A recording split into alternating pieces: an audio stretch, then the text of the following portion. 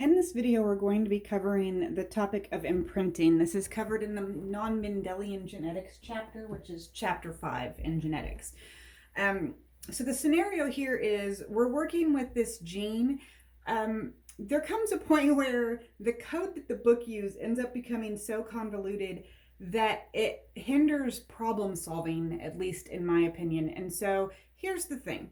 This gene, one of the things that it codes for is how big the organism is going to be. So instead of using IGF2 and IGF2 minus, I'm going to change it to make it easier for me to solve the problem. So if they have IGF2, that means they're going to produce this growth factor and they're going to grow to normal height. So my big D, normal height. Little d is a form of dwarfism. They don't produce this growth factor. As a result, they don't grow. They end up being little mice that just don't grow.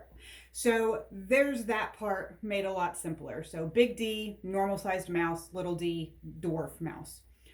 The other thing that comes into play in this problem is that in the process of making the gametes, especially in the mom, this gene gets silenced so that whatever she passes on to the kid doesn't matter because the kid's not going to express mom's version of this gene.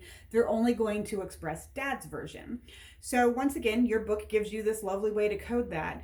I am not a huge fan of the way your book decides to code that. So if something's going to be silenced, here's how I'm going to play the game. If it's coming from mom, I'm going to cross it off to indicate it's not going to be used in the child. Versus if it comes from the dad, we're going to leave it alone because that's the version that is going to be expressed. Once the code works for you, then you can solve the problem so much more easily and in less time. And so that's the first thing. Make your code work for you. You don't have to use the big convoluted thing that your book uses all the time.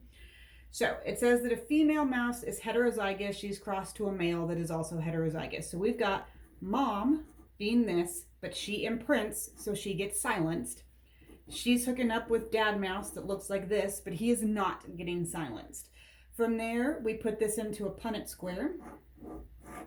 I don't know why I had to draw that up there. Okay, I'm going to move that down just so that I'm not in the way of other things.